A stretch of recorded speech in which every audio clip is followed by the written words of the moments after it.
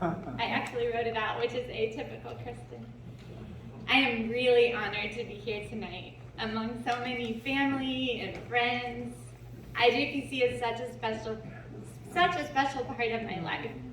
I view IJPC as such an attractor of hope and light and magnifier in this world.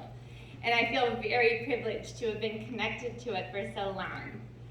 And being here with all of you, so many of you that we're all in this together, where we have the same commitment to build this beloved community.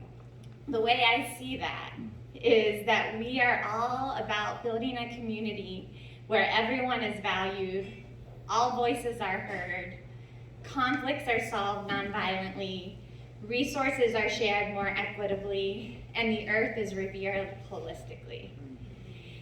And that's what I'm about. That's what I'm about day in and day out when I worked at IJPC in my daily life and what I do with Co-op Cincy. And I know you're all there with me because our goals are so big. It's certainly not an individual effort. It's a big, huge team sport. And at a time when our world is on fire, when inequality is out the wazoo, when racism, systemic racism is running rampant, it's just really clear that we need all hands on deck. And so being here tonight, I feel so hopeful because I know, and when I'm at Co-op Cincy events too, I feel so hopeful because I know I'm in a community of people where we're all committed to making this happen.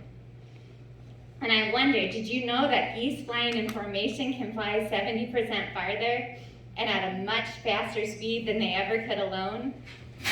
And that research has shown that when committed groups of people set intentions and come together, they're 6 times more likely to manifest what they're focused on. So I feel hope when we're together. And that's important. Hope helps us stay in the mix in this long work of building a beloved community. So speaking of hope, I'm going to conclude my remarks with a poem shared with me by the extraordinary Sister Monica McBoyne, a Dominican of Hope. It really speaks to me into the moment, and I hope it speaks to you. It's attributed to an unnamed Hopi elder from the Hopi Nation in Arizona, and it's frequently titled, "We Are the Ones We Have Been Waiting For." You have been telling the people that this is the 11th hour. Now you must go back and tell the people that this is the hour, and there are things to be considered. Where are you living? What are you doing? What are your relationships? Are you in right relation? Where is your water? Know your garden. It's time to speak your truth. Create your community. Be good to each other. And do not look outside yourself for the leader. Then he clasped his hands together, smiled, and said, "This could be a good time. There is a river flowing now very fast. It is so great and swift that there are those who will be afraid. They will try to hold on to the shore. They will feel they are torn apart and will suffer greatly. Know the river has its destination. The elders say we must let go of the shore, push off into the middle of the river, keep our eyes open and our heads above water. And I say, see who is in there with you and celebrate.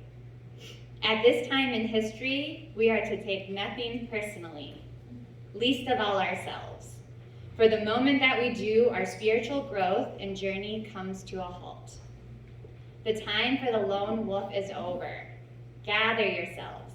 Banish the word struggle from your attitude and your vocabulary. All that we do now must be done in a sacred manner and in celebration. We are the ones we've been waiting for."